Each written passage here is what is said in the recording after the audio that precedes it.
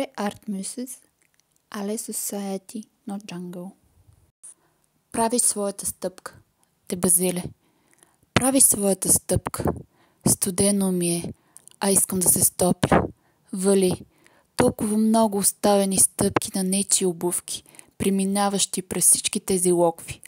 Погледите са надолу, а всеки мечта уверено успешно нагоре. Въпреки всичко това, там долу има толкова смисъл. Някои прашни, окаляни, все още има непознат, предлагаш да ги излъска. Всеки се заглежда по това, което блести. Колко в мрака разбират красотата.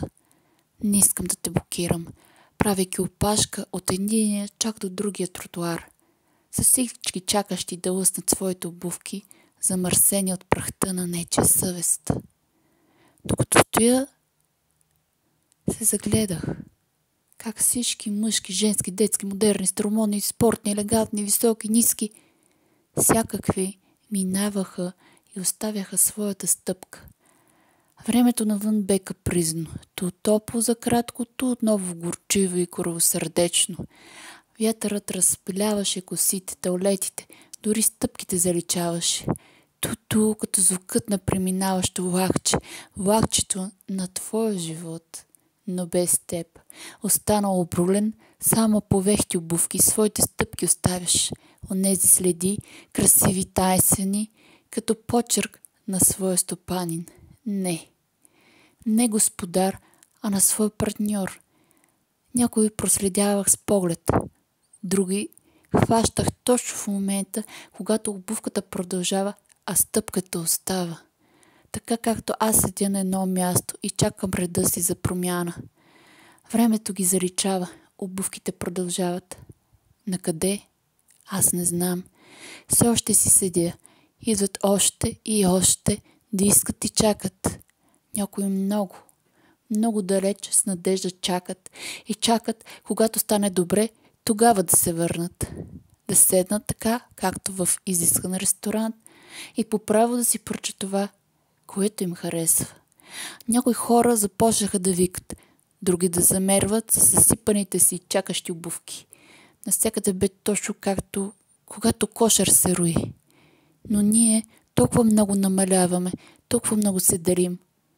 Като покосливо дете, подфърващо своята стъклена коледна играчка, замръзнал поглед, докато все още парченцата се люшкат по пода в краката му. Но това са нечи съдби, казах си. Това е животът. Моето време. Времето на този отпред и онзи отзад.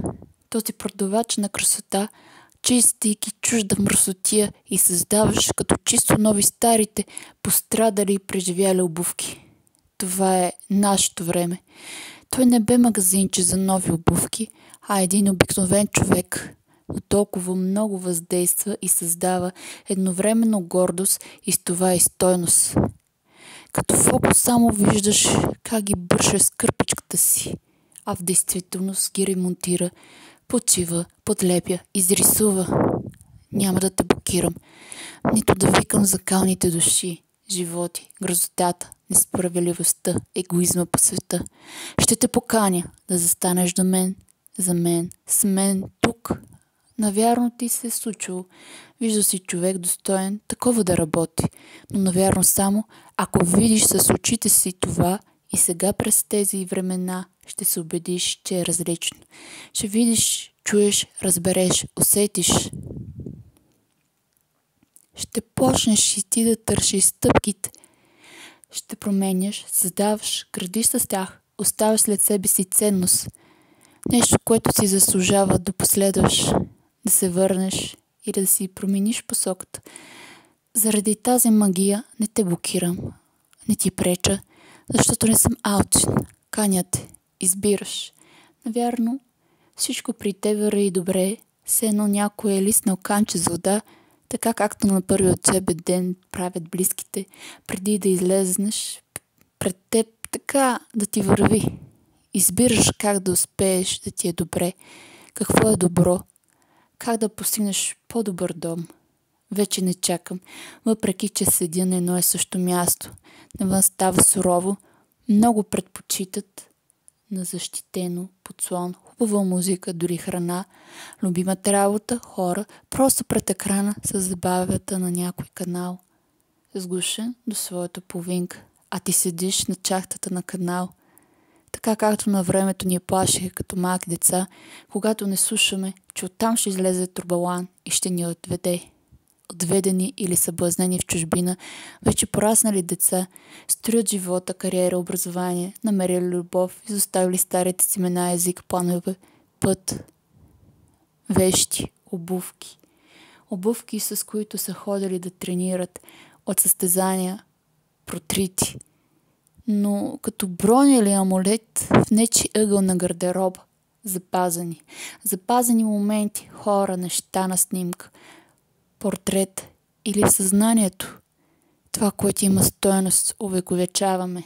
Увековечаваме онези различни стари, непотребни обувки в саксия, полагащи любимо цвет, цвет живо.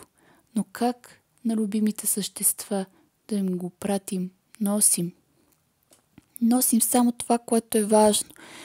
Чуваме, когато сме на летището и имаме повече багаж. Багаж, за когото трябва да заплатим допълнително или да се откажем. Отказваме се от това, което значи за нас боли. Боли, когато трябва да се лишим.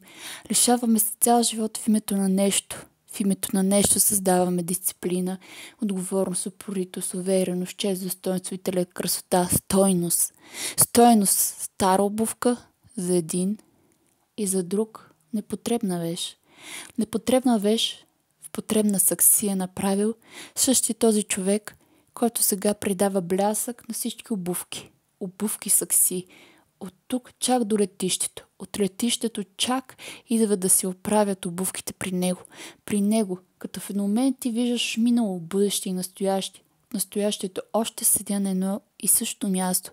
Но разбрах, толкова много неща създаваме. Времето. Дори вече, когато виждам стъпките от тях, не номер, а мъдрост прочитам. Прочитам колко много различни хора има. С таланти, професии, открития, визия за интелектуален растеж, просперитет. Просперитет, посоката и целта. Удовлетвореността, дори когато е студено, искам да се стопля. Ще направиш ли твоята стъпка? Дойде нашия ред. Този човек те приласкава. Пред мен богаташ, искаш чужди съдби, правиш сакси и стъпки. Не атония, лъжеш, заблуждаваш, мамеш, уж просеш и събираш резултат от чуж труд. Крадяш чуж бизнес, богатства, мечти, отблъскваш, ядяш от всеки, но сам, от злоба, завист, комия или без причина рушащ. А привличаш и даваш смисъл, сигурност и стимул. Създаваш причина, мотив, възхищение, обединение, гордост. Заличаваш проблемите, грижите, незгодата от кълта. Като игра на пластелин, създаваш красотата във всичките проявления. Остави всичко това, за да цениш, научиш, разбереш, създадеш, опазиш. Когато ни е тежко, несправедливо поднесено, с громоляващо се небе, не всеки би искал и могъл да трансформира всичко, от което се освобождаваме в това, което действително ни прави силни. Толкова много нанесени щети, дупки, които запълва с потребното, практичното, полезното. Този човек в миналото, настоящето, бъдещето. Всеки един от нас в скреността на националността прави своята стъпка.